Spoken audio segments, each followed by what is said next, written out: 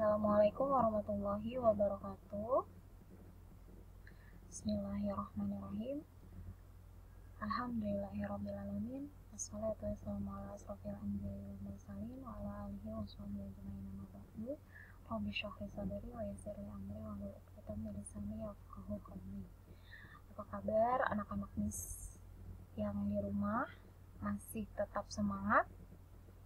Udah bosan liburan? Nah, pasti banyak banget komentarnya.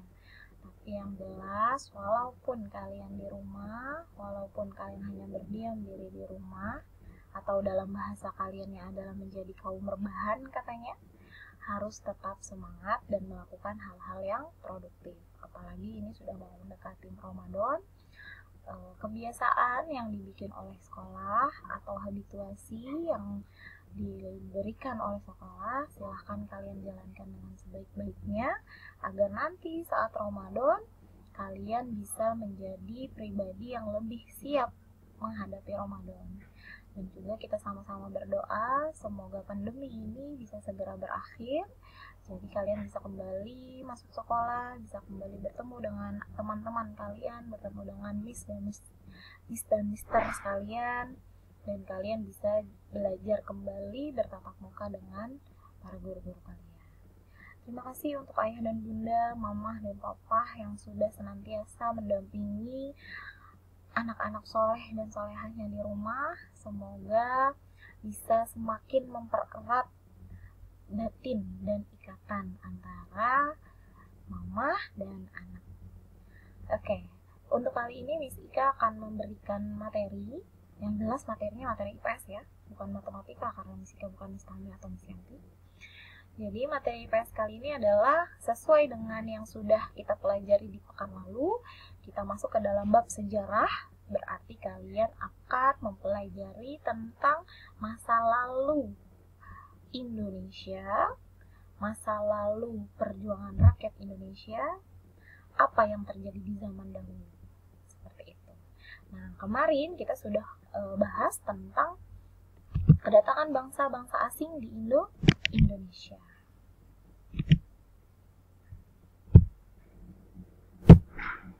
Oke, kalau kemarin itu kita sudah bahas bahwa ada 4 bangsa asing yang datang ke Indonesia. Bangsa asing itu bangsa Eropa ya, lebih khususnya bangsa Eropa atau bangsa Barat, yaitu yang pertama Portugis, yang kedua Spanyol, lalu Inggris, dan yang terakhir Belanda. 3,5 abad Belanda menjajah Indonesia. Setelah Belanda, ternyata bangsa dari luar negara Indonesia belum puas atau belum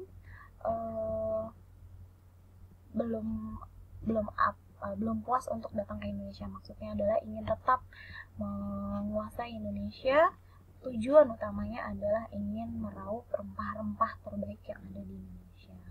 4 bangsa tersebut berasal dari Eropa, 1 bangsanya tetangga kita, yaitu yang berasal dari Asia Timur. Kalian semua sudah pasti tahu adalah dari negara Jepang.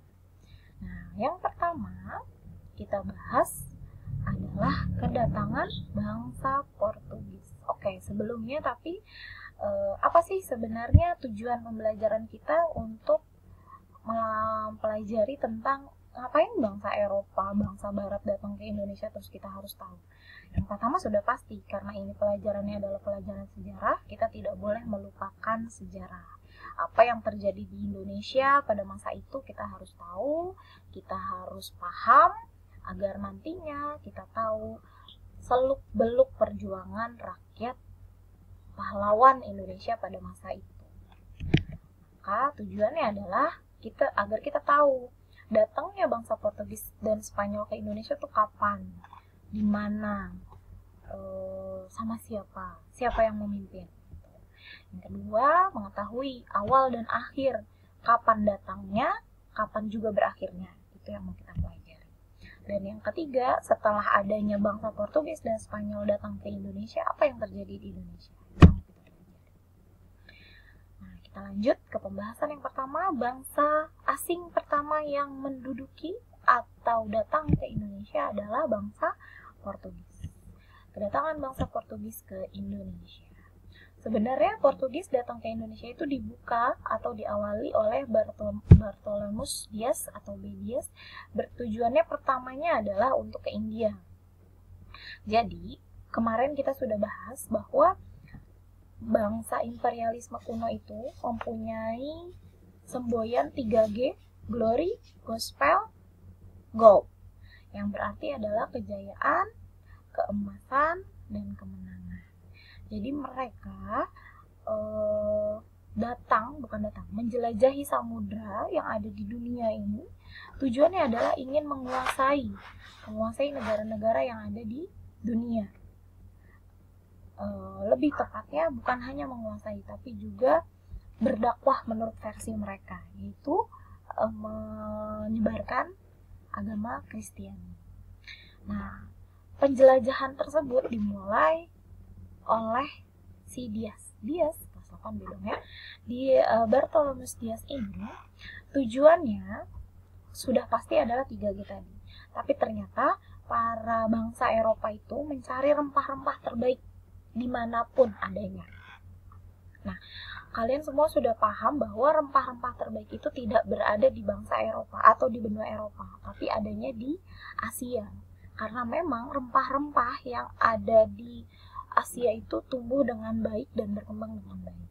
Maka para bangsa Portugis itu, para bangsa Eropa itu mencari kemana mereka akhirnya mendapatkan rempah-rempah terbaik. Buat apa sih rempah-rempah? Rempah-rempah itu mereka cari untuk menghangatkan tubuh mereka pada masa winter atau musim dingin. Oke, diawali di tahun 1487, bangsa Portugis yang bernama Bartolomeus Dias ini bertolak ke India, pengen ke India. Jadi bangsa Eropa itu pertama kali tahunya itu rempah-rempah itu adanya di India. Tapi dia nggak sampai ke India, hanya sampai di Afrika Selatan atau Tanjung Harapan. Lalu pada tahun 1497, setahun setelahnya, dilanjutkanlah oleh Vasco da Gama. Dia sampai ke India, di Calicut, India. Tapi yang dia tahu rempah-rempah itu adanya cuma di India. Ternyata dari Vasco da Gama ini terbukalah jalan ke Asia yang lain atau ke negara lain yang ada di Asia. Kan India dekat-dekat tuh sama Indonesia. Maka akhirnya Alfonso de Albuquerque pada tahun 1511 menemukan jalan ke Indonesia dan sampailah dia di Malaka. Malaka itu daerah wilayah Maluku dan akhirnya diterima oleh Raja Ternate. Ya, jadi dia tibanya di Ternate. Itu awal kedatangannya bangsa Portugis ke Indonesia. Oke, kita lanjut. Kenapa sih akhirnya dia bisa diterima oleh masyarakat Ternate padahal kan dia bangsa asing? Kenapa bisa?